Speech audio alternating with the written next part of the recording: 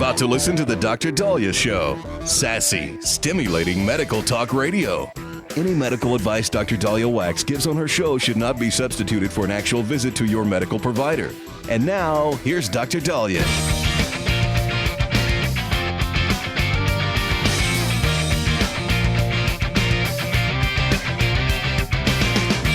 Back on the Dr. Dahlia Show. Thank you all for tuning in. 1-877-Dr. 1-877-DOCDALI. So, I've been watching bits and pieces of the trip of Trump going to China.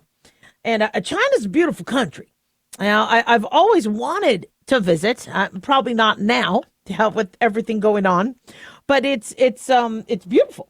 Beijing and Xi Jinping has graced Trump with a lot of pomp and circumstance and red carpet and children waving flags. And it was apparently a pretty impressive greeting.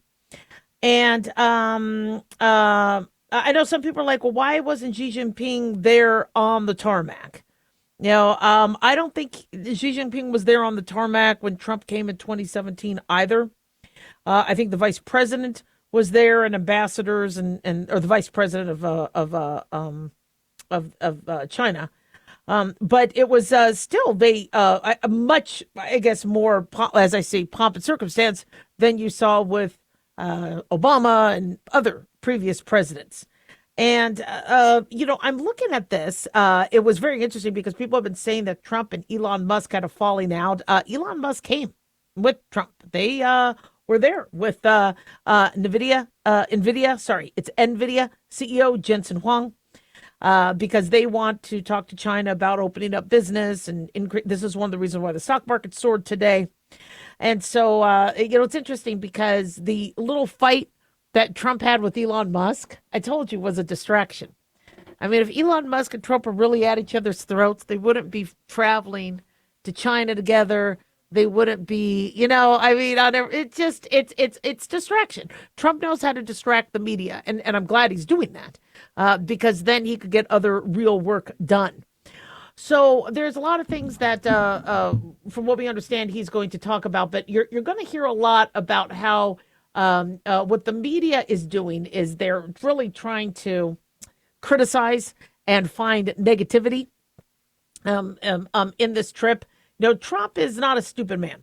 Okay, China is not our best friend and our closest ally. They're not. However, you keep your friends close and your enemies closer, right? And so Trump is being very warm. You see, whenever he shakes his hand, he always touches the other hand, or he brings his other hand.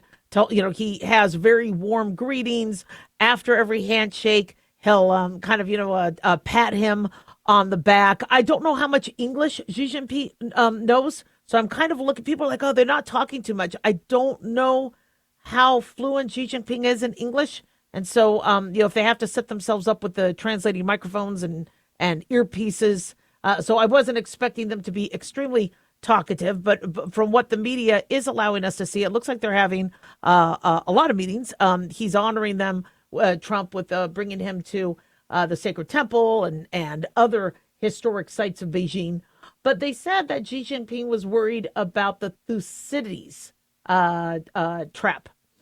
And I'm not a Greek mythology expert, but this is shall we say, a reference to when Athens and Sparta went to war. People have been using the Thucydides trap as a comparison to U.S. and China. And so Xi Jinping had, suggested in his wording that we need to be careful to not fall into that trap. Well, Thucydides was the ancient Athenian general. This was around, I guess, the Second Peloponnesian War. And it's not so much Greek mythology, but it's also Greek history. And the war between Athens and Sparta was driven by the threat posed to establish power by one gaining strength. And so the rise of Athens frightened Sparta and forced them into war, according to the Athenian general Thucydides.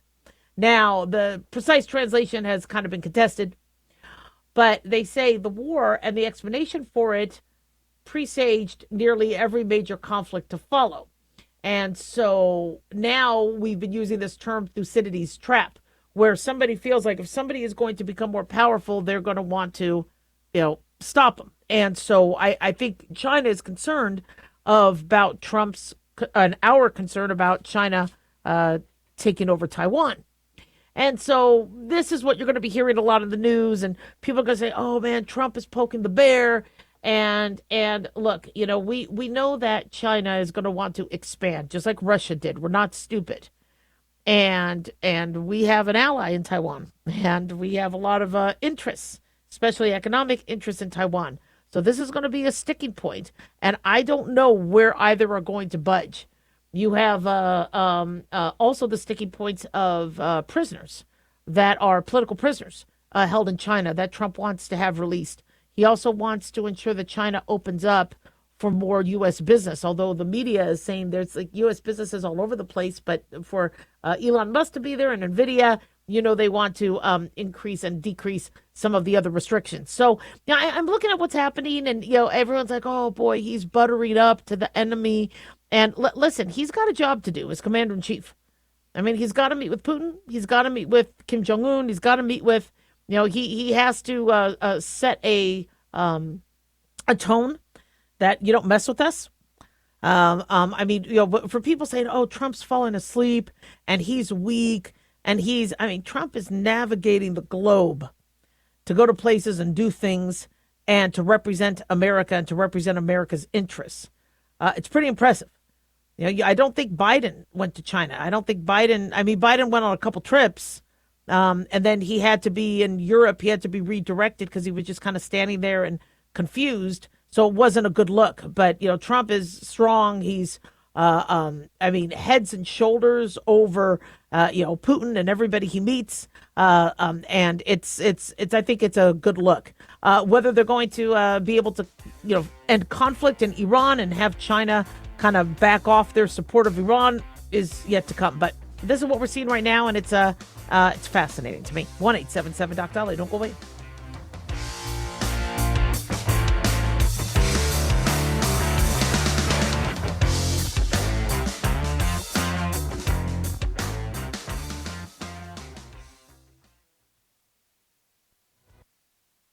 Have you ever thought you'd like to buy and sell houses but didn't know how or where to get the money? My name is Ron LeGrand, and over the past 40 years, I've bought over 3,000 houses without using my money or credit and taught thousands to do the same. Today, even in a virtual environment, we buy nice houses in nice neighborhoods using no banks, realtors, contractors, or other costly entanglements, and build huge cash flow and wealth without the hassle of tenants, all without credit and little or no money. You don't need a license or experience, and I'll show you exactly how it's done.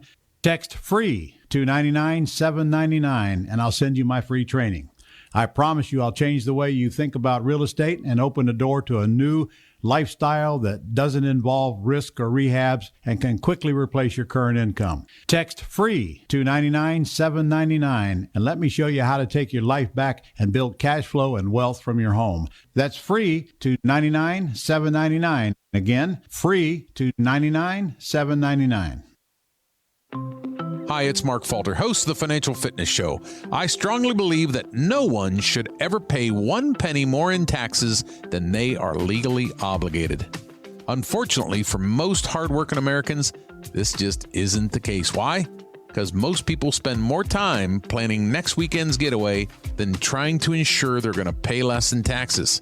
My financial fitness team has put together some materials that I know are going to help you. It's the Tax Savings Kit. Tax Savings Kit includes 3 things: free tax analysis, top 10 ways to pay less in taxes, and an investor's guide to taxes. Now, how do you get it? Simple. 866-764-2635. Again, 866-764-2635. I'm Mark Falter. This is Financial Fitness, making personal finance profitable.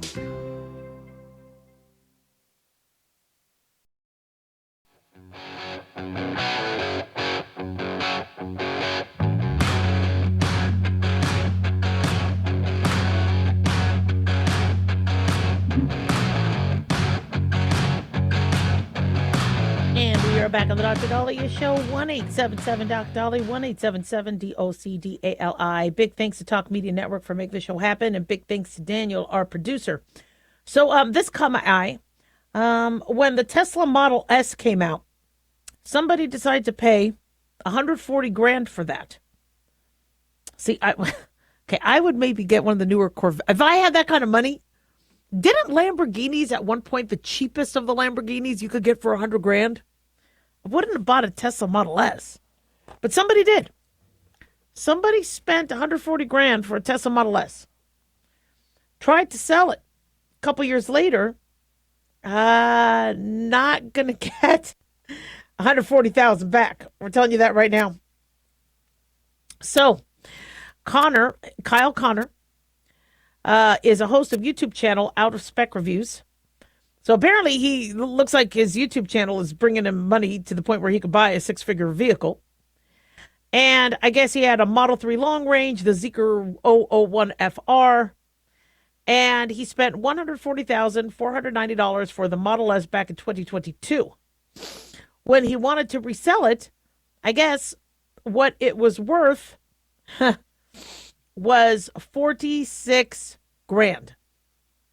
$46,000 for a car. I mean, now you're looking at a loss of $94,000 in 2 years. And I get, that once you drive a car off the lot, it could drop. But this is an issue I've been having as it pertains to electric vehicles. If you have like an old muscle car, you have a Charger, Corvette, things like that. Some of these things hold their value, and they hold their value strong. But people don't want used electric batteries. And so when there were these mandates, and apparently California and Newsom is double downing, they're going to be offering rebates, and they're really trying to push the electric vehicle still mandate and transformation. It's really hard for somebody to buy a car that they can't sell. Now, I understand the Blue Book value, can go down considerably. And, my car, it's very interesting. I got a car used, and we bought it used, I believe, in 2020, and it was a 2016. And from what I understand, it's lost about $10,000 of its value, but it's still sellable because it's not electric. And so, even though, I've been driving it now for about 6 years, $10,000 for 6 years of use, I think it's it was a good investment. But if I wanted to sell it, which I don't plan to, I could still get some decent money for it. And so a concern I've had with this pushing of the electric vehicles is, how do you tell somebody who is scraping money together for a car that if they need to, get rid of it and sell it, it's going to be so devalued. You can't do that. And so electric vehicles do depreciate at a faster rate than gas cars. There's no secret to that. I know a lot of the companies are like, no, they don't, because they're, but there was one Chinese electric vehicle that's being branded as the fastest depreciating car. This is according to Supercar Blondie. But this is a very interesting site. And it has lost about 75% of its value in just 3 years. Why? Now, another reason, it's not just the battery, because you could replace the battery, but the tech. Like, how many of you are still holding on to your iPhone 3 or iPhone 4? I tried to, but then they didn't make chargers for it anymore. And they didn't make, I wanted to hold on to my car, but I couldn't do it.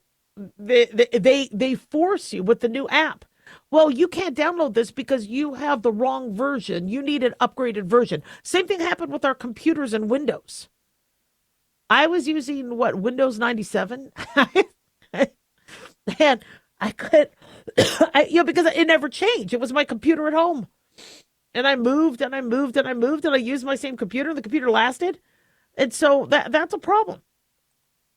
So in California, Gavin Newsom is now pushing for there to be again, funds and rebates, and it's their California Clean Fuel Reward.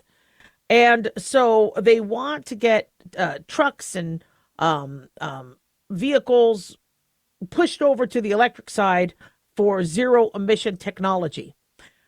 This funding for the Low Carbon Fuel Standard Program, the LCFS program, is going to cost billions.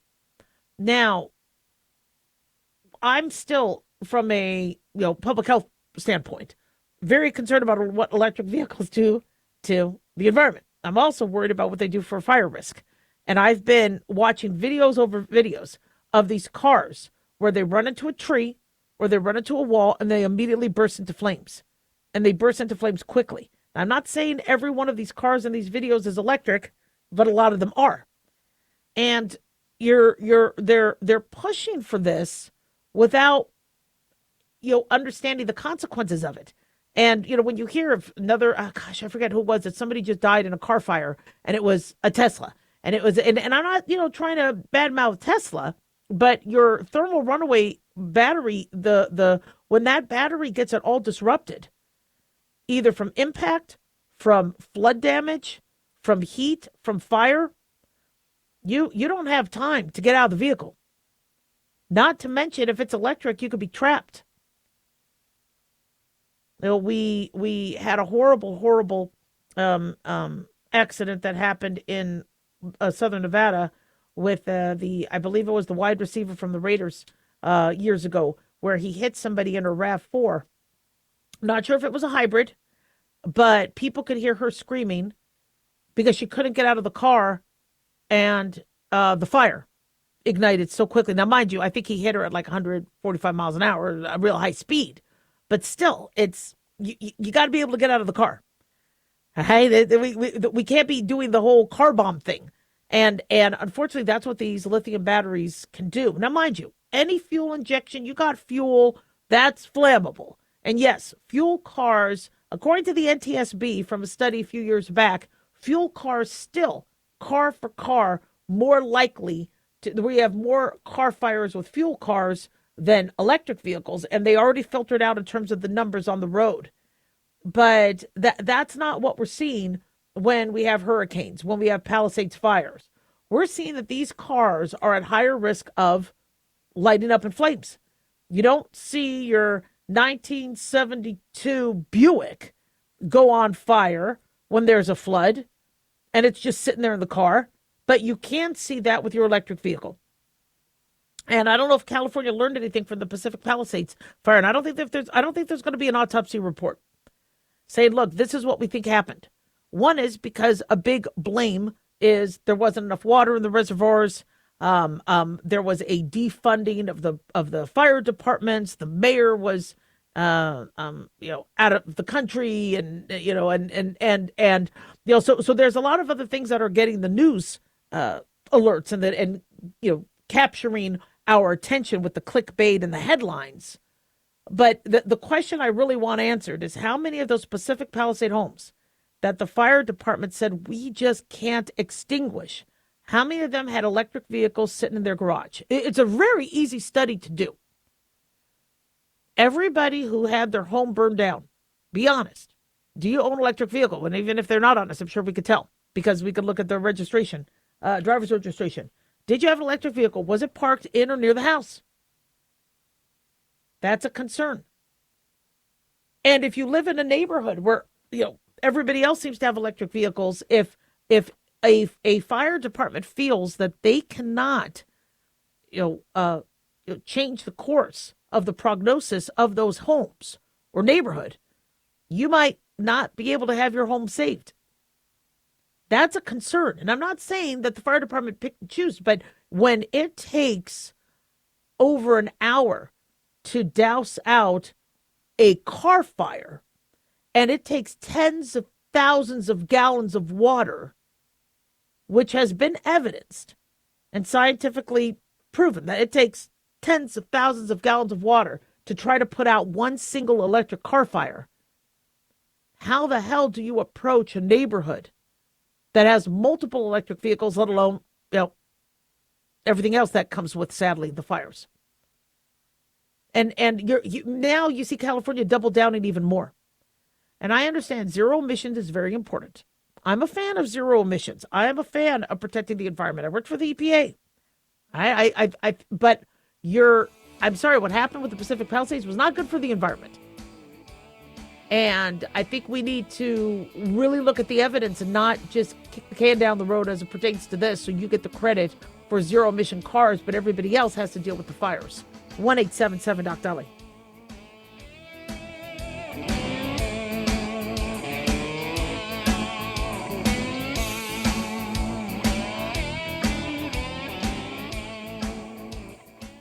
Dr. Dahlia here. Are you tired, burned out, gaining weight, succumbing to the daily pressures of life? Well, how's your dopamine doing? How you feel right now, how you'll feel an hour from now, and how you'll feel next week is completely reliant on your dopamine. Our daily motivation and willingness to push through challenges depends on the intricate chemical process dopamine provides. Christian Kalikas and I created Deploying Dopamine, a book that tells you what dopamine is, when it dysfunctions, and how to successfully deploy it when needed. Find Deploying Dopamine on Amazon today. Check it out.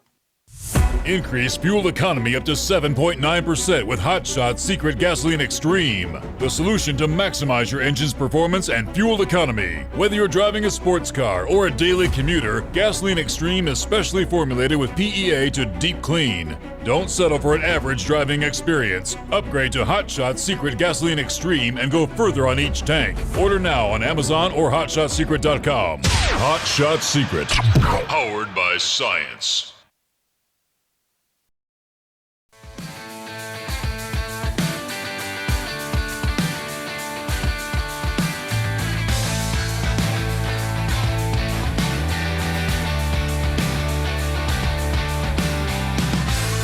We're back on the Dr. Dahlia Show. Thank you all for tuning in. 1-877 Dr. Dolly, 1-877 DOCDALI. So Winston Churchill said, never let a good crisis go to waste. And that's what's happening with hantavirus.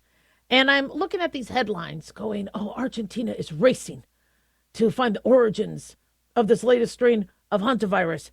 And is California going to be, and then you see these other headlines looking at, I want to read this to you. Hantavirus strikes a cruise ship. Californians at risk. Is this the start of something much more?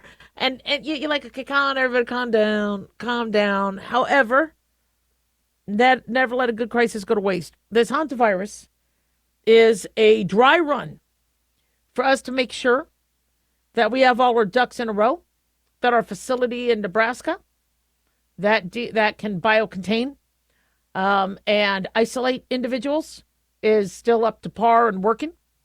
It's reminding us that nature will always outsmart man. We might think we know man danks, God links, man works, God laughs. Nature can always find a way to figure out how to, mutate, get where they need to. Get where it needs to, and do the hantavirus is the outbreak on the cruise ship is nothing like COVID. Now I know people are saying, well, the liberals are really trying to make this the October surprise for the midterms, and I understand that many media outlets are kind of struggling, to come up with more headlines that can get people to go to their paper, but We don't want to do what we did with COVID, where we overhyped at the wrong time and underhyped at the wrong time. Now, with hantavirus, cruise ship affected, it was a bad scene because what should have been only a rat dropping to person transmission possibly went from people to people. With that, the Andes strain a little bit more unique. It existed. We've known about hantavirus, I think, since the 70s. It's been isolated since the 70s. But the idea that you could transmit it person to person, unique, especially since it killed another person, a German national, on the plane, on the cruise ship, that's what they've deemed. I don't think they believed that all three individuals had direct contact. The couple might have had direct contact with the rat droppings, but now they're thinking they got it respiratorily wise, and they were able to give it to somebody else on the cruise ship. Then we disembarked the remaining people on the cruise ship. They've been quarantining. A little issue in a Dutch hospital. They had to quarantine now a dozen staff members because there was a protocol breach involving a patient that had hantavirus at the Radboud University Medical Center in Nijmegen, Netherlands. Apparently, they admitted a patient who was tied to this outbreak on the MV Hondius luxury cruise ship, and somebody did not process the patient's blood and urine correctly or dispose it using the strictest international protocols required for handling it. And so as a result, 12 employees are going into preventative quarantine for 6 weeks as a precaution, even though the chance of infection is small. That's one way labs punish their workers for screwing up and not doing things right. Now you're in quarantine. You know, that's you know not to throw something in the wastebasket inappropriately, and I'm not sure what they did wrong. But apparently, according to the hospital, the patient was admitted May 7th. The blood was processed according to standard procedures. All right, but you don't process the blood under standard procedures. If you're dealing with a biohazard issue, all blood is biohazard, but there were supposed to be stricter protocols. Staff realized Saturday that the most up-to-date international regulations for disposing of the hantavirus patient's urine had not been followed, and instead they adhered to what was considered standard procedure, which I am worried was just, dumping it in the toilet. Can't say that's what they did, but the Dutch Health Minister, Sophie Hermans, addressed the incident in Parliament Tuesday, reassured that the protocols that were followed are still considered strict, and the other strict procedures have been followed, but in this particular case, hospital executives regret what happened. We don't believe any of the workers are infected, but quarantine, people always with COVID, what's the difference between isolating and quarantine? How I remember it is quarantine, the QU is question. Think of quarantine question. You're questioning if you have it, so you're playing it safe, and we don't know if you have it, so we're quarantining to see if you end up getting symptoms through the incubation period. With isolation means I'm stuck. I got it. IS. Okay. So isolation means you have it and you're isolated. So big difference between COVID and, or big difference between isolation and quarantine, but people use those terms interchangeably all the time. So, people look at that going, oh my gosh, there's now 11 hantavirus cases up from 8. And now we have people exposed, and this is becoming the next. And like I said, there was somebody on Twitter posted a picture of her wearing a mask going, I don't understand. We're in a COVID pandemic and a hantavirus epidemic, and nobody's wearing masks. We're not in an epidemic. It's a cluster of cases that we are trying to ensure doesn't turn into epidemic or later pandemic proportions. I think the individuals and the public health officials involved are doing a good job, with the exception of somebody screwing up at the lab. I just wonder. I just kind of got the feeling that somebody dumped the urine down the toilet or down a sink. I'm kind of worried about that. That would not have been appropriate. So not sure. I believe there are 2 more cases, one in Spain and France. French patient became symptomatic during repatriation. Spanish patient tested positive following repatriation and remains asymptomatic. Most people with hantavirus don't have symptoms. However, in those individuals who are going to get severe respiratory or severe renal symptoms, the prognosis can be poor. So the CDC has deployed a team to the Canary Islands, where the passengers disembarked are going to provide on-site health care, including speaking with each American passenger at risk of potential exposure, and then bringing them and back to the States and quarantining who needs to be quarantined or isolating who needs to be isolated. And as you remember, the outbreak began when the Dutch cruise ship carrying 147 passengers and crews departed Argentina on April 1st for the South Atlantic voyage. They say they believe the initial infection was contracted by a passenger who might have been exposed to rodents during regional bird watching activities prior to boarding. And so, what do we need to now with cruise ships test everybody coming on a cruise ship? I don't know if you've ever been on a cruise ship, but thousands of people go on these things. And they ask you questions. You get interviewed before you go on the cruise ship. And I hear people during their interview, nope. Can I ask a question? Are you having a fever? No. Have you had a fever in the last? No. Can I finish the question? Have you had a fever in the last 2 weeks? No. Have you had a fever in the last 6 months? And then they pause. Not that that's a typical question they ask, but you I mean, how many people are like, no, I'm good. Let me get all the, they spend a lot of money to travel there. They want to eat, because as soon as you get on the cruise ship, you can hit the buffet. And although I usually want to go to sleep, because oftentimes by the time you get on the cruise ship, you're really tired because you did a red eye. And I usually want to go to bed, but you can't go to bed because then they're going to do the drill for the lifeboats, and everybody has to leave the room, and it's really loud, obnoxious sound, so nobody's asleep, so everybody knows where the lifeboats are. And so usually you go and you eat. So everybody wants to get on the boat. They're not gonna, they're not gonna tell us the truth. But and checking people for a fever, that's what they tried to do with Ebola when they were worried about people coming in internationally. Like, we'll test you for a fever, but you have people that could subdue it with their Tylenol and Motrin. And so, we have to do a little bit more. So they, will talk about where were you exposed to this? But oftentimes, they can't actively test everybody for hantavirus and get the results before they get back on a ship. And a bigger threat that we see on these ships is, respiratory illness or norovirus. So what I recommend everybody do is understand they're in very close quarters. And if they're in close quarters, they have a higher risk of getting sick. So one, if you're immunocompromised, think twice about maybe being on a cruise ship. And I understand a lot of older individuals are like, they love cruising. I don't blame them. Go outside, you get fresh air, you get to see a lot, you get to see the water. Cruising is amazing. But when you're indoors or you're in restaurants or you're inside, it's an enclosed space.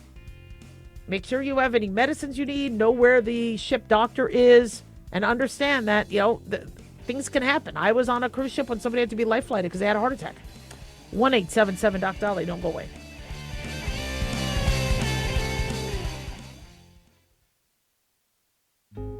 Hey guys, it's Clyde. We've had a lot of requests for Ground Zero merchandise, so we put together an online store with a big variety of high-quality items. I'm really excited to let you know about these things. We have a lot to offer you and your loved ones. In addition to our regular apparel, such as t-shirts, beanies, hoodies, and hats, we've expanded our product line with posters, flags, aprons, mugs, and a whole lot more. We also have Ground Zero collectibles, along with a limited edition of items like a Clyde Lewis canvas portrait, a Ground Zero embroidered jacket that will certainly make for great gifts and for interesting conversations with family and friends. And we now offer publications such as Ron Patton's book about mind control, MK Zine, and back copies of the official magazine of Ground Zero while it was in print. Paranoia, the Conspiracy Reader, also coming in 2023, are updated and revised books that I've written. There's a secure and easy-to-use shopping cart for your purchases. So shop today at our official store by going to groundzeromerch.com. Again, that's groundzeromerch.com. Hey, America. How tired are you of mainstream corporate media's biased narratives and manipulated news? Their dishonesty and attempts to influence this generation have been exposed, put on display for anyone who's even half paying attention. But the New American Magazine has been an honest source of news and commentary for over 50 years. This is your opportunity to receive the stalwart of principled journalism at a deep discount. Picture a beautifully published magazine arriving at your doorstep twice a month, packed with insightful stories written with integrity. It's also available digitally on the New American's mobile app. Get up to speed with intelligent coverage from a freedom perspective. Right now, for a limited time, the New American is available to radio listeners at a 25% discount on a new subscription. Visit thenewamerican.com/radio25 and receive 25% off. Subscribe today at thenewamerican.com/radio25.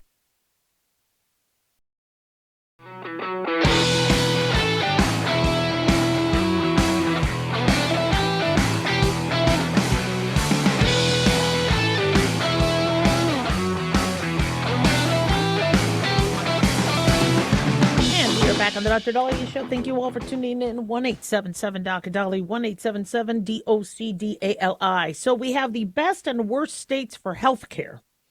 Where should you be living if you want the best health care, best access, best outcomes? Well, every single year, Hawaii tops the list. Hawaii. Now, I can't afford to live in Hawaii, right? Can't do it. Sorry. But Hawaii ranks overall in health outcomes, cost performance, access. Now, Hawaii, their population, they have fantastic medical centers. I've had friends who have worked there, trained there, and worked there. jealous. I'd love to live and work in Hawaii, but I think I would get a little island. I think I would kind of want to get back on the mainland, because there's still so much I like to do on the mainland U.S. But, when you have fewer population, when you don't have, high, amounts of, shall we say, illegal immigration and hospital overload and things like that, it's a lot easier to have higher scores, higher cost performance, and easy access. Their access isn't 100%, but it's close enough. Now, this comes from Money Geek, and they say the state you live in shapes how long or well you can live. They say a child born in Hawaii, they pronounce it, can expect to live 79.9 years. Yet a child born in Mississippi, 9 years less at 70.9 years. They say the health insurance costs vary widely. Maryland residents pay $477 a month for ACA Silver benchmark coverage. Vermont residents pay $1,200 a month, or 2.6 times more for similar protection. MoneyGeek evaluated every state, as well as D.C., across 14 metrics that measure health outcosts, access to care, and then they identified which states do well and which fall behind. Some of their key findings: West Virginia spends $12,769 per person on health care, more than 45 other states, but they ranked last. West Virginia. The state had the lowest cost performance score in the country, despite top 10 access. So when I hear that they're spending that much money on health care, first thing, and you don't have the outcomes that match it, the first thing I think about is money mismanagement. Who's getting the money? How's that money being spent? So I would definitely be looking at that. The health outcome gap. They say the 9-year life expectancy gap separates the healthiest and least healthiest states. Mississippi's all-cause mortality rate was 69% higher than Hawaii's. Connecticut's diabetes mortality rate was 1/3 of West Virginia's. So the mortality rate was much higher in West Virginia than Connecticut. 12 of the bottom 15 states are in the South. 4 of the top 4 are in the Northeast. They say the gap tracks regional policy differences, including Medicaid expansion decisions. And then they say New York spends $14,000 per person, the second highest nationally, but only ranks 23rd overall in health care. Strong outcomes do not offset high costs.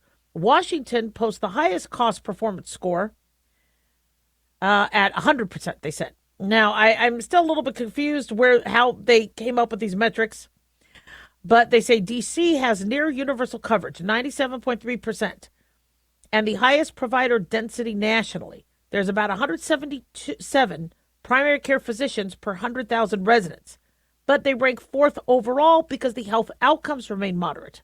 They say the high availability doesn't overcome concentrated urban inequality. So the best states, so in terms of uninsured versus insured, Massachusetts had the least uninsured. Texas seemed to have the worst. Infant mortality, New Hampshire had the least. Mississippi the worst. Diabetes mortality, Connecticut the least. Oklahoma the worst. Life expectancy, as we talked about, Hawaii the best. Mississippi the worst. Provider density, Washington, D.C. had the most. Utah had the least, interestingly, especially since they got medical schools there. And but they only had 60 doctors per 100,000 compared to D.C. So the top 10 states for healthcare was Hawaii, New Hampshire, Massachusetts, D.C., Minnesota came in number 5, New Jersey, Washington State, Colorado, Rhode Island, and North Dakota. This was based on outcomes, cost, and access. D.C. apparently had some of the best access. Who were the bottom 10 states? Alabama, number 42, Wyoming, Tennessee, Georgia, Texas, number 46, Arkansas, Oklahoma, Mississippi, West Virginia, and Alaska hitting the worst, based on outcomes, based on cost, and based on access. So the Northeast, we always see this. The Northeast seems to do better than the South. And they say the reason why is Northeast political part. So the Democrats, they're trying to say are doing better with taking care of their own than the South. And I don't necessarily agree that it's all a partisan issue, because you got Democrats in the South too, right? You got but there's more to that. You know, what we in Alabama and Mississippi struggle to get doctors after they are trained in New York or trained in Connecticut or trained in Boston to come to the South. It's hard to do. Do we have enough medical schools in Alabama, Mississippi, Georgia, Arkansas, Louisiana? We have some. We got some good ones. But we don't have as many as we do in other states. Nevada. Nevada has 4 medical schools. UNR up north. Kerkorian, UNLV in the south. Rosamond, University in the south. Toro. We have 4 medical schools in the whole state of Nevada. And they say, gosh, well, we just don't have enough doctors in Nevada. Well, not a lot of people will come to Nevada to practice. Many of us that practice in Nevada went to school in Nevada. So when the big issue, first and foremost, is if you're training doctors in the Northeast and a lot of schools up there can't really get a lot of people to come down to the South. Now, why is that? Why aren't doctors wanting to go? Well, when you get out of residency, it's very interesting. For me, I didn't even think about leaving Nevada. I know that we had family elsewhere, and I never thought I would stay in Nevada. But when I was in residency, my older resident said, as soon as you get out, let's open a practice. I'm done working urgent cares. Let's open up a practice. So already I had connections to open up a practice. I already had a partner, somebody I knew, somebody I trusted that I could already open up a practice with. Plus, my university or the program I was working from, they asked, where was I going? And I'm like, I'm going to stay in Nevada, but don't worry, I won't take any patients from here. They go, no, please do. Please take your patients that you've been seeing. Take them. We don't have enough doctors, and we got more patients coming in. Take them, so that the new residents don't have to also deal with yours as well. Take them. And so I already had patients following me. Very difficult to then go and start at a new place. Now, mind you, that was in the 90s when you opened up your new practice. Worrying about how do I get patients. Now it's different. Doctors just get hired by a company, so companies recruit. But still, companies have much easier time recruiting you if you're there in state. The other thing, too, about the South, which I think a lot of people don't understand, is they think the weather is bad. They think it's hurricanes, high humidity, mosquitoes. And mind you, it is humid. It is. But I got to tell you, it's beautiful in the South. I love being in the South. Yeah, and so some people are like, they're up in, New England, and they're like, I don't want to leave this, and go to humidity. And I'd rather have snow. I'd rather have it. And so I think there is a concern that some people look at, the weather systems and things. For those who don't want snow, yes, they might come to the South. But there's a lot of other things at play, and I know the segment isn't long enough to dissect into that. But the one moral we do have is the southern states do struggle over and over again, and we need to figure out how to improve that and fast. 1-877 Doc Dolly, don't go away.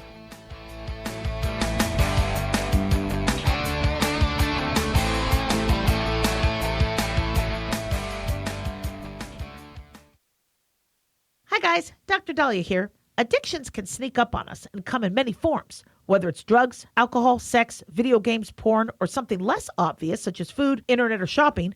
Addiction can seem innocent at first and then evolve into an insurmountable evil. In our book, Addiction Basics, Caitlin Kalikas and I dive into the common addictions and provide tips for identifying and preventing these before they sneak in and take over our lives. Addiction Basics can be found on Amazon or my website, drdahlia.com. Check it out. Carl Amari here to tell you about our newest website for old-time radio lovers. It's 100radioshows.com. At this site, there are 5 old-time radio shows waiting for you to download free as our gift to you, and be sure to browse the additional 700 old-time radio shows available to you for 70% off by using the promo code RADIO at checkout. This is a limited-time offer, so log on to 100radioshows.com. That's 100radioshows.com.